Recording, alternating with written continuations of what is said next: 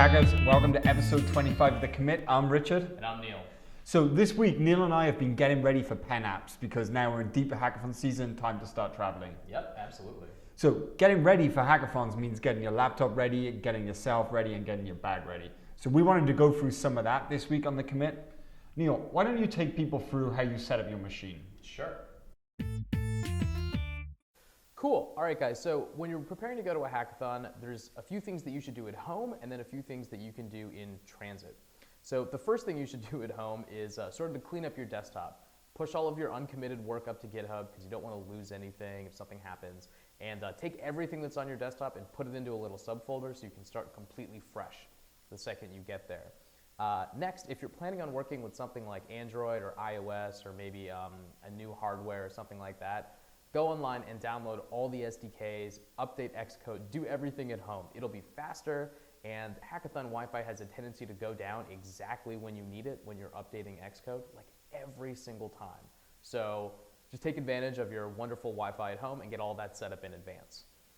Next, I think you should download Dash, which is it's an offline documentation manager. So it'll have all the documentation you need for all of your framework languages, tons of APIs, everything. So you have it all there locally. That means less time that you have to spend going into Stack Overflow just to look up how a function works, or going to like a web dev resource just to get the right syntax for something. So that's another great thing to have on your machine in advance. And the last thing is to install Flux or whatever the equivalent color shifting app is for your operating system or even your phone. I know there's a tendency for hackers to say, oh, I want to work really late, I don't need to sleep or any of that. But if you're staring at a computer for about 36 hours, it's really going to take its toll. So even if you want to stay up, it really helps to have this sort of color shifting app on your computer that'll sort of like dim everything down a little bit and move it into the red. And that way you won't totally burn out your retinas over 36 hours. So that's all stuff you can do at home.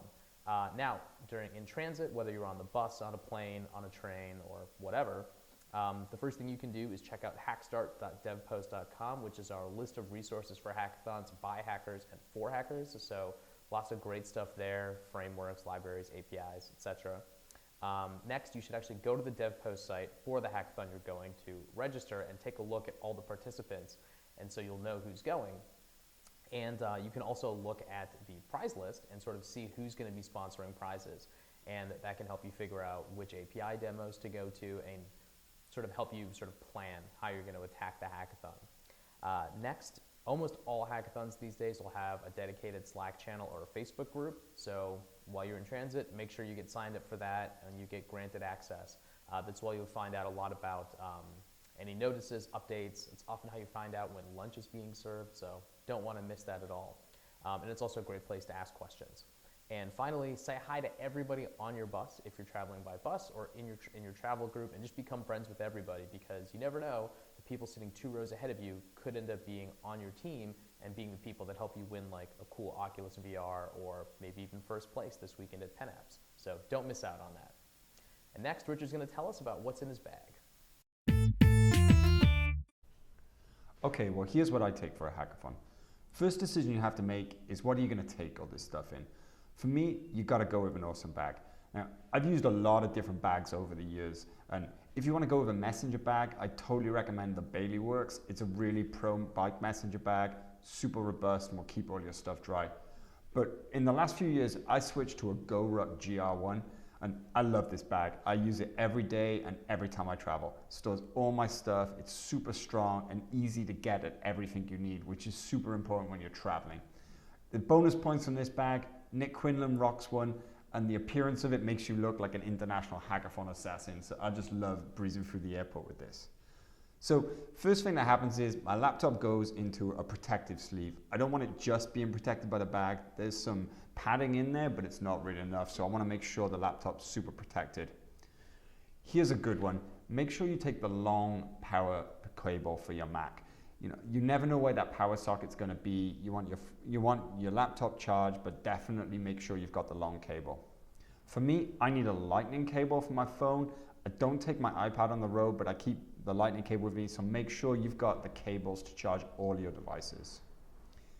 If you don't have one of these, pick up this multi-plug surge protector from Griffin. It's an awesome device, gives you a few extra power sockets and keeps you protected from any surges that happen if you're running off like multiple things.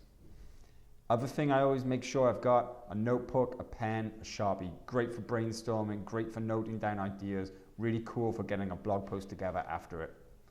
So when I'm traveling, I'm usually repping Devpost, so got to make sure I've got those stickers for everyone. That's super important. They always go in the top of the bag. The camera goes in next. Want to make sure I can get some great pictures. Again, awesome for blog posts. Anytime you're reporting out from a hackathon, you want to make sure you've got some cool shots. You can't hack without tunes, so make sure you don't forget your headphones. Even take a backup pair. Sometimes I take my cans and I take my phone headphones. So here's the personal thing that I've always learned from hackathons. They're always colder than you expect. I always make sure I've got an extra jacket, maybe a hoodie in my bag. Important to have that.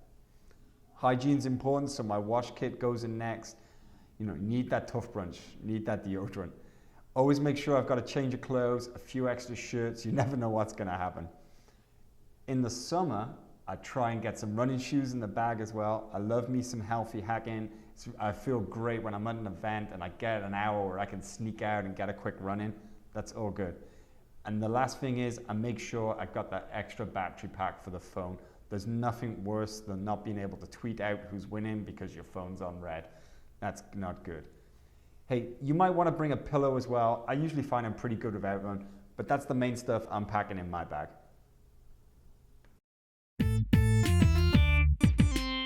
All right, folks, this week I picked TrumpScript because we're gonna make Python great again.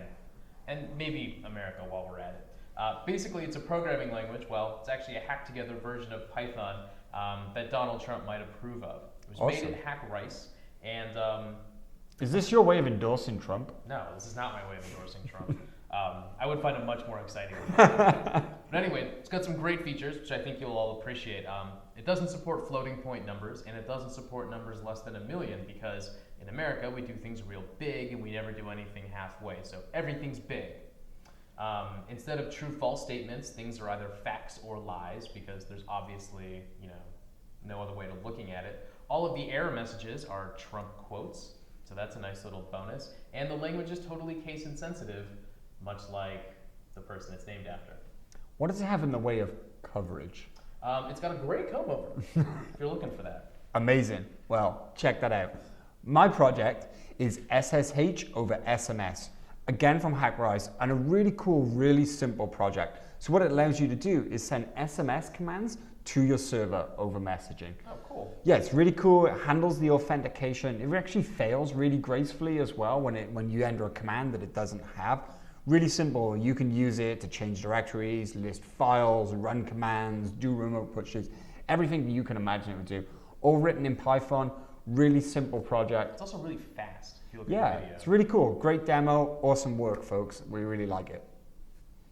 Cool. So I think that's all we got time for this week. Thanks for watching the commit. If you're going to PennApps, come say hi. If you're hacking everywhere else, best of luck this weekend. Try not to get snowed in. I'm bringing a shovel. We're bringing a shovel. Happy hacking. Happy hacking.